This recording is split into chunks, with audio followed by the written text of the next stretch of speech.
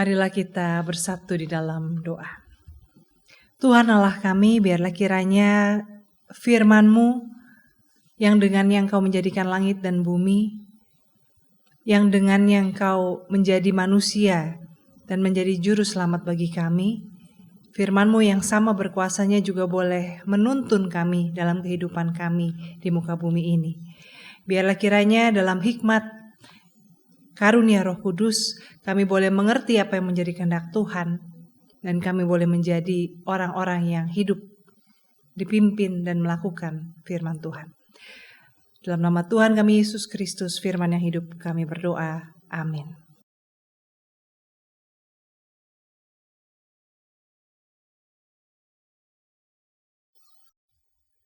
Bacaan pertama dari kitab Yesaya, pasal 53 ayat 4 sampai 12.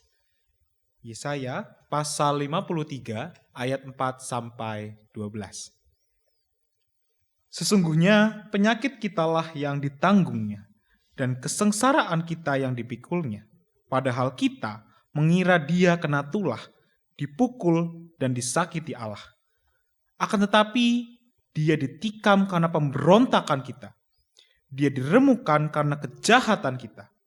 Hajaran yang mendatangkan damai sejahtera bagi kita ditimpakan kepadanya. Dan karena bilur-bilurnya kita disembuhkan. Kita sekalian sesat seperti domba. Masing-masing kita mengambil jalannya sendiri. Tetapi Tuhan telah menimpakan kepadanya kejahatan kita sekalian. Dia dianiaya, tetapi dia membiarkan dirinya disakiti dan tidak membuka mulutnya seperti anak domba yang dibawa ke pembantaian. Seperti induk domba yang keluh di depan mereka yang menggunting bulunya, ia tidak membuka mulutnya. Sesudah ditahan dan dihukum, ia digiring pergi. Siapa yang peduli akan apa yang terjadi padanya? Sungguh, ia terputus dari negeri orang-orang hidup. Dan karena pemberontakan umatku, ia kena tulah. Orang menempatkan kuburnya di antara orang-orang fasik dan makamnya di antara orang kaya. Sekalipun ia tidak berbuat kekerasan dan tipu daya tidak ada dalam mulutnya. Namun Tuhan berkehendak meremukkan dia, membuat dia sakit. Apabila jiwanya diserahkan sebagai kurban penebus salah, ia akan melihat keturunannya. Umurnya akan lanjut dan kehendak Tuhan akan terlaksana olehnya. Sesudah kesusahan jiwanya, ia akan melihat terang dan menjadi puas. Oleh pengetahuannya, hambaku orang benar itu akan membenarkan banyak orang dan kejahatan mereka dipikulnya. Sebab itu, aku akan membagikan kepadanya rampasan di antara orang-orang besar, dan ia akan membagikan jarahan bersama orang-orang kuat. Karena ia telah menyerahkan nyawanya ke dalam maut. Juga karena ia terhitung di antara pemberontak, padahal ia menanggung dosa banyak orang dan berdoa untuk pemberontak-pemberontak. Demikianlah sabda Tuhan. Syukur kepada Allah.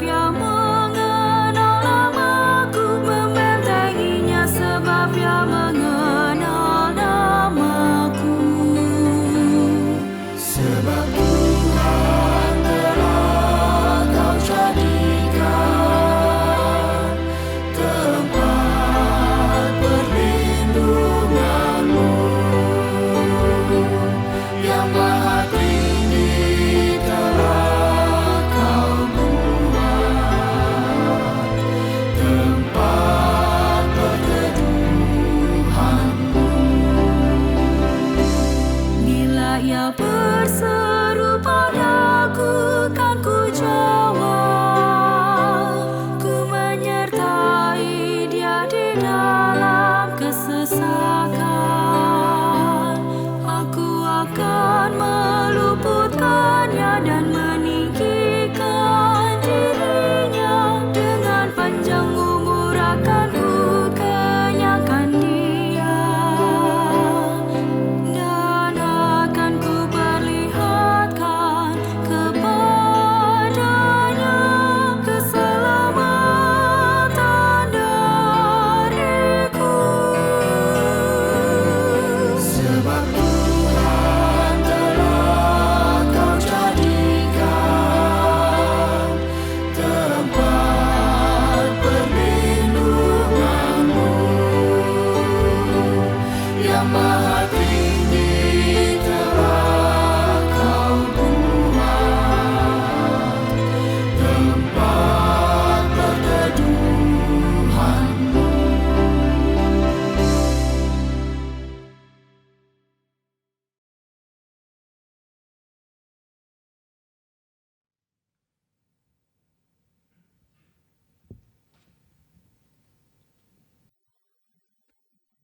Bacaan kedua dari surat Ibrani pasal 5 ayat yang pertama hingga ayat yang ke-10. Ibrani pasal 5 ayat 1 sampai dengan 10. Sebab setiap imam besar yang dipilih dari antara manusia ditetapkan bagi manusia dalam hubungan mereka dengan Allah, supaya ia membawa persembahan dan kurban karena dosa. Ia dapat mengerti orang-orang yang tidak tahu apa-apa dan sesat, karena ia sendiri penuh dengan kelemahan yang mengharuskannya untuk mempersembahkan kurban untuk menebus dosa-dosa, bukan saja bagi umat, tetapi juga bagi dirinya sendiri. Dan tidak seorang pun yang mengambil kehormatan itu bagi dirinya sendiri, melainkan dipanggil oleh Allah untuk itu, seperti yang telah terjadi dengan Harun. Demikian pula Kristus tidak memuliakan dirinya sendiri dengan menjadi imam besar, tetapi dimuliakan oleh Dia yang berfirman kepadanya, "Engkaulah anakku, pada hari ini engkau kunyatakan sebagai anak." Sebagaimana Allah berfirman dalam nas yang lain, engkau adalah imam untuk selama-lamanya, menurut aturan Melkisedek. Dalam hidupnya sebagai manusia, ia mempersembahkan doa dan permohonan dengan ratap tangis dan air mata kepada Dia yang sanggup menyelamatkannya dari maut, dan karena kesalehannya ia telah didengarkan.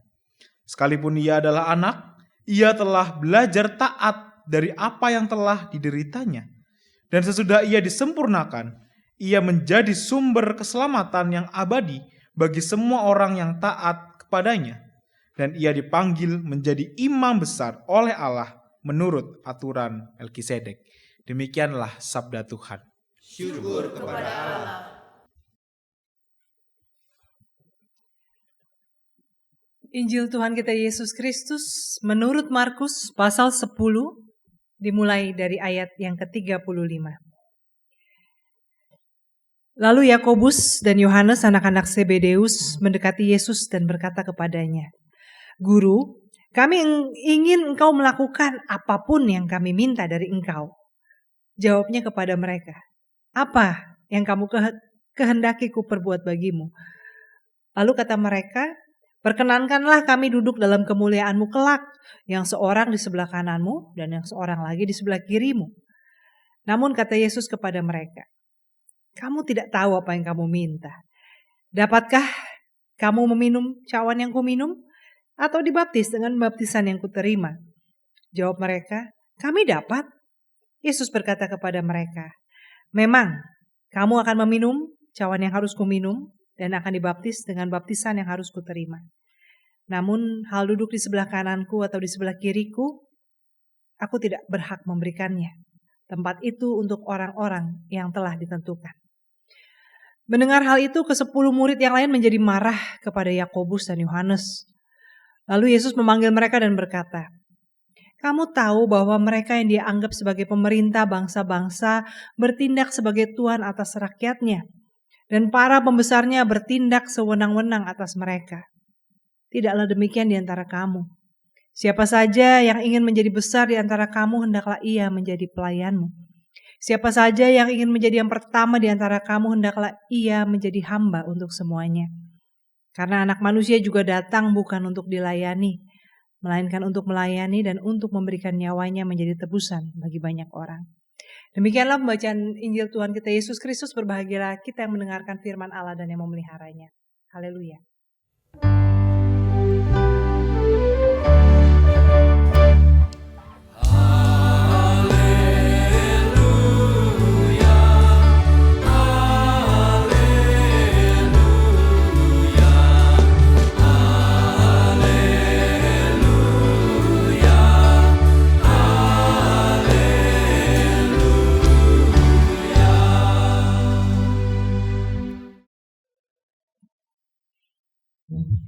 Selamat hari Minggu, saudara-saudara yang terkasih dimanapun saudara berada.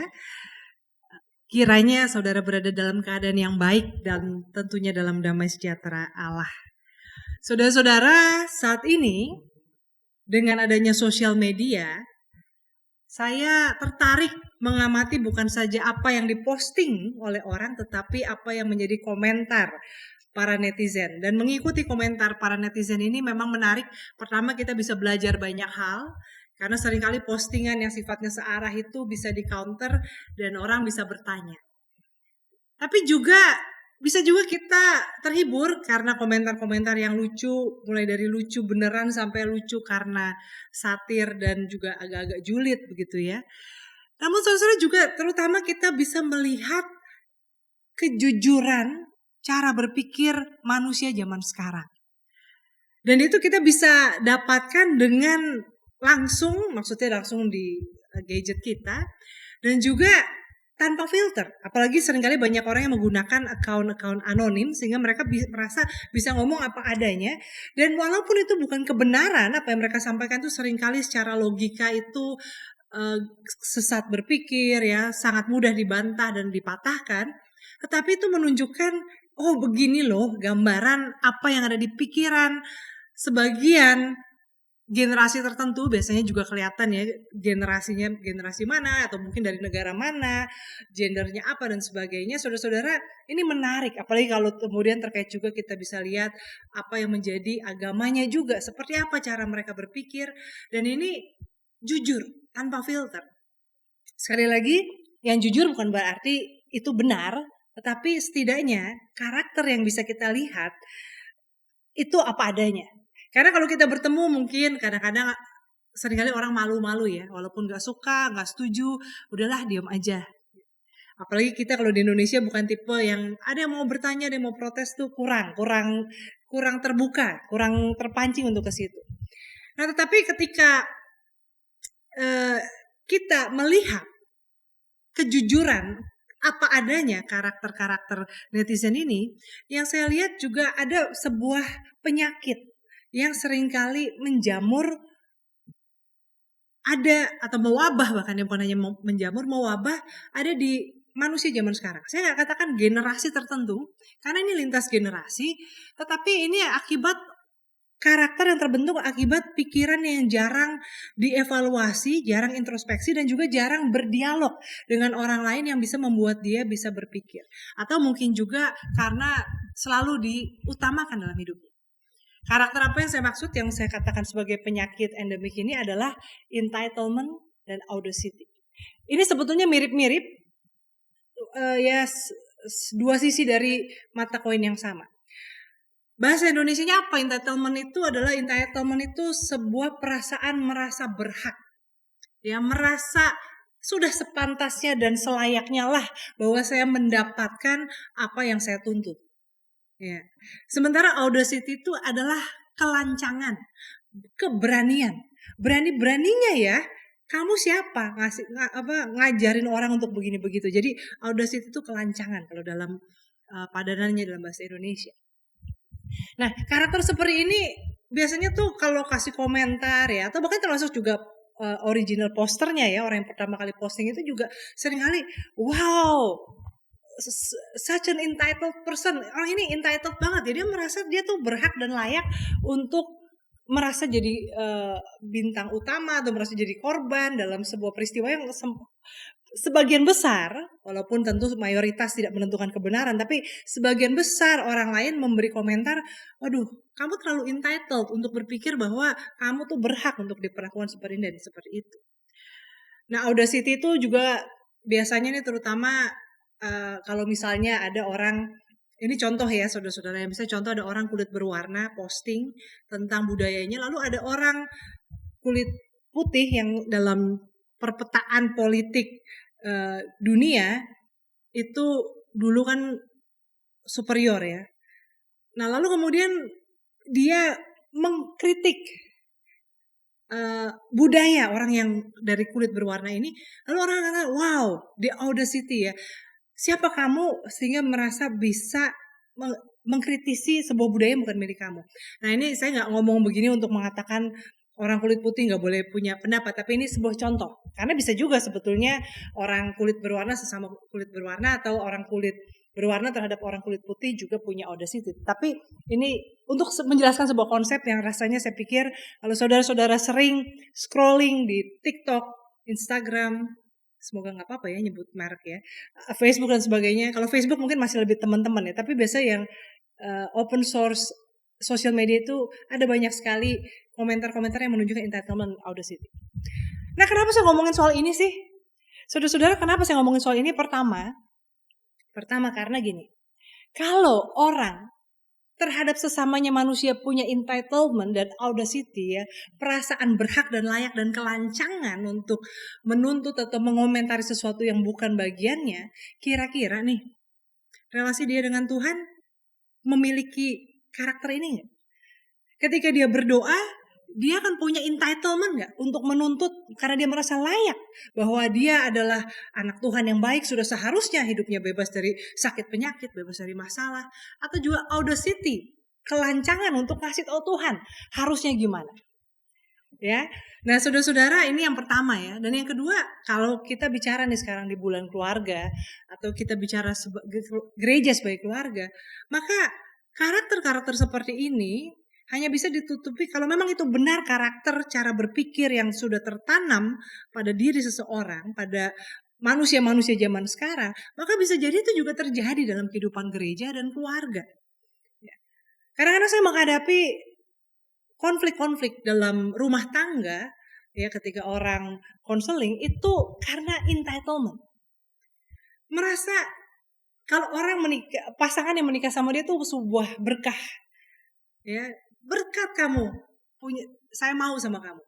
Tapi ya bercandaannya kan gitu ya. Kamu berkah buat saya, tapi saya dapat kamu musibah gitu kan. Nah, kurang lebih begitu saudara-saudara. Nah, ini misalnya gitu ya, ada seorang istri yang merasa bahwa suaminya tuh beruntung banget dapat istri kayak dia karena dia cantik, dia menarik, sementara suaminya biasa-biasa aja. Jadi kalau jalan bareng tuh orang suka bertanya-tanya, itu kok bisa ya? Kenapa gitu ya. Nah, sehingga dia tidak bisa melihat bahwa suaminya juga punya kebaikan-kebaikan. Ya makanya tentu itu yang bikin dia bisa juga jatuh cinta dan mau menikah sama suaminya kan. Tapi karena dia berpikir dengan entitlement bahwa dialah berkat dalam rumah tangga mereka, maka dia tidak bisa menghargai suaminya. Atau sebaliknya ada juga kasus misalnya seorang suami yang datang dari keluarga kaya raya, menikah dengan istrinya yang datang dari keluarga yang jauh lebih sederhana. Dia merasa bahwa istrinya beruntung. Dia menikahi atau mereka bisa menikah. Kenapa? Karena naik kelas secara ekonomi. Maka suaminya gak punya kepekaan ketika istrinya sebetulnya dipandang rendah oleh mertuanya, oleh mamanya si suami, papa mamanya, dan juga oleh ipar-iparnya. Karena dia merasa ya keluargaku lebih keren daripada kamu dan keluargamu. Jadi dia tidak bisa berempati. Nah saudara-saudara, entitlement seperti ini walaupun bukan sebuah kejahatan, tetapi sesuatu yang mengganggu, bahkan menggerogoti dan merusak relasi dalam keluarga, dalam rumah tangga, dalam gereja, dalam pertemanan, dan juga relasi iman kita dengan Tuhan. Nah saudara-saudara, dalam bacaan Injil kita hari ini kita membaca Yakobus dan Yohanes, anak-anak Zebedeus, yang menunjukkan entitlement itu. Mereka berkata kepada Tuhan Yesus, seperti ini, Guru, kami ingin engkau melakukan apapun yang kami minta dari engkau. Luar biasa ya, kami minta engkau melakukan apapun yang kami minta dari engkau. Mohon maaf, situ siapa? Siapa kamu sampai merasa berhak untuk menyuruh Tuhan Yesus mendengarkan permintaan mereka dan melakukan? Saudara-saudara, kalau kita membaca Injil, murid yang lebih terkenal, banyak berbuat, banyak membela Tuhan, itu Petrus ya. Yakobus dan Yohanes tentu juga murid yang baik, tetapi mereka kayaknya juga bukan gimana-gimana banget gitu ya. Kenapa mereka merasa berhak bahwa Tuhan harus mendengarkan apa yang mereka minta dan melakukannya? Nah, tidak heran kalau kemudian murid-murid yang lain marah kepada mereka. Di sini saya mau garis bawahi bahwa entitlement itu akan merusak relasi. Bahkan entitlement mereka ke Yakobus dan Yohanes kepada Tuhan Yesus membuat teman-temannya marah. Jadi kadang-kadang entitlement itu bukan hanya kepada siapa kita punya kelancangan untuk menuntut, merasa berhak. Itu juga bisa membuat orang lain merasa tidak senang. Karena sebetulnya ini bicara tentang soal ketidakadilan. Unfairness, standar ganda, menempatkan diri lebih hebat daripada yang lain. Atau dengan kata lain memandang yang lain lebih rendah daripada diri kita. Nah, namun yang menarik adalah bagaimana Tuhan Yesus merespon. Kita tahu bahwa Tuhan Yesus tidak segan-segan memarahi muridnya yang sesat berpikir. Beberapa minggu yang lalu kita membaca Petrus dihardik supaya setan keluar dari dirinya ketika Petrus berkata, ketika Tuhan Yesus mengajarkan tentang penderitaan yang harus dialami, Petrus berkata, Guru, sekali-kali itu tidak akan terjadi padamu. Enyahlah, iblis, itu bukan dari Tuhan perkataan. Nah, tapi kepada Yakobus dan Yohanes ini Tuhan Yesus kok malah meladeni. Tidak dimarahi, malah dia bertanya, apa yang kamu kehendaki ku perbuat bagimu? Nah, saudara-saudara, saya memahaminya jawaban Tuhan Yesus ini adalah sebuah jawaban orang dewasa kepada permintaan yang kekanak-kanakan. Lalu saudara berhadapan dengan anak kecil yang bilang gitu ya, Papa, Mama, atau Om, Tante, minta 100 juta dong gitu ya, atau beliin mobil gitu ya. Kita kan gak, masih ya kalau kita marah ya berlebihan. Pasti kita akan bertanya, buat apa 100 juta? Emang kamu ngerti duit gitu ya? Emang kamu kalau punya mobil buat apa? Jadi ketika Tuhan Yesus bertanya, apa yang kamu kehendaki ku perbuat bagimu, ini bukannya Tuhan Yesus mau mengikuti their sense of entitlement ya, perasaan mereka yang agak sombong ini, tetapi justru sebetulnya Tuhan Yesus hendak membalikkan keadaan dengan mengatakan, kalian ini seperti anak kecil, kekanak-kanakan.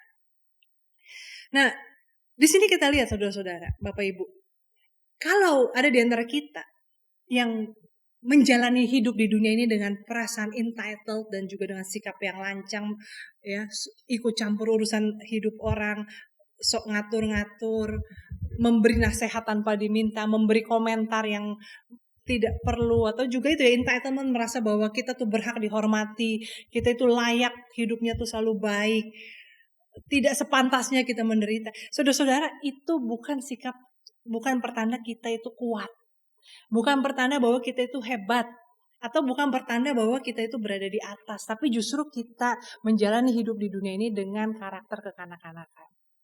Kita ini seperti anak besar, anak kecil yang sudah dewasa, sudah tua bahkan mungkin ya. Seperti bocah tua yang menjalani kehidupan dengan sense of entitlement. Dan kelakuan kita itu seringkali hanya akan mengganggu relasi dengan sesama. Dan juga tentunya menandakan bahwa kehidupan iman kita tidak bertumbuh.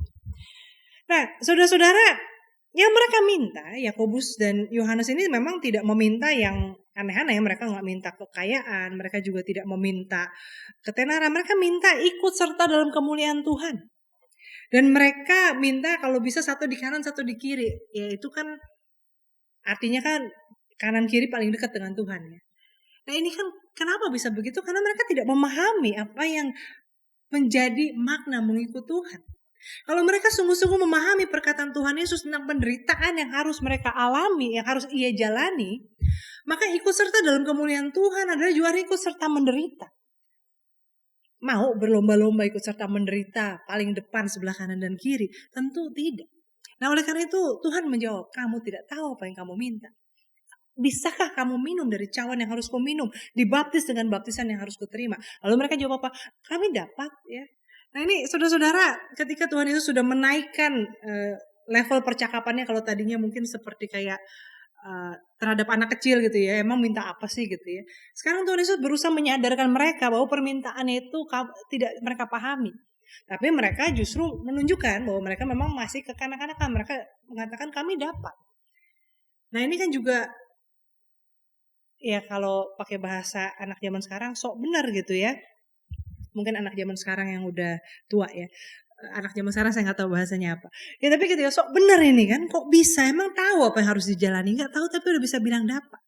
Nah Bapak Ibu Saudara-saudara, seringkali ketika kita berelasi dengan Tuhan dalam sikap yang lancang dan entitled, kita menuntut dalam doa-doa kita, bahkan kita ngambek, kita marah karena merasa doa kita tidak didengar, tidak dijawab.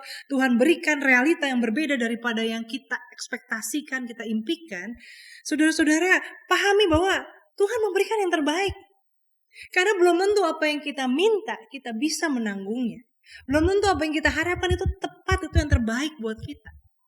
Maka oleh karena itu diperlukan kedewasaan dalam relasi dengan Tuhan adalah menggugurkan sikap lancang dan entitled ini, sehingga kita bisa bersyukur dengan apapun yang ada dalam hidup kita saat ini. Kita bisa mensyukuri seluruh keadaan, kecuali memang ini sebuah konsekuensi dosa, itu bukan bersyukur ya, tapi bertobat. Tapi kalau misalnya keadaan kita mungkin cita-cita kita belum tercapai, mungkin kita sakit, bukan karena cara hidup kita yang sembarangan, tapi memang karena sudah saatnya sakit, ya kita syukuri, karena itu adalah yang terbaik yang Tuhan berikan. Karena apapun yang kita minta yang tidak kita dapat atau belum kita dapat, mungkin memang bukan bagian kita atau belum waktunya untuk kita menanggung.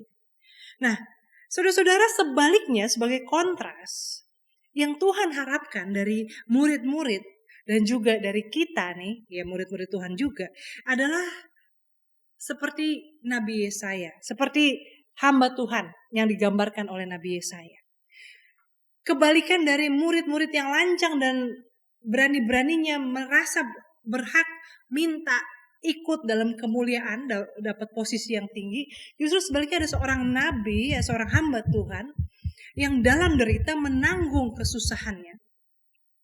Menanggung kesusahannya yang disebabkan oleh pelanggaran orang lain. Dia menjadi tumbal, dia berkorban demi keselamatan orang lain. Dan sampai matinya dikatakan dia tidak membuka mulutnya. Saudara-saudara, kita hidup di era pencitraan. Banyak orang udah ketahuan jahat aja, udah ketahuan salah, ketahuan korupsi, ketahuan terima gratifikasi, bisa datang dengan cerita dan pencitraan yang membolak-balik seakan-akan rakyat kebanyakan itu, orang masyarakat itu tidak paham, tidak bisa melihat kebenaran. Dan semua ini terjadi kenapa? Karena semua orang ingin jadi yang terbesar, ingin jadi yang dimuliakan, yang dipuji-puji, dipuja-puja.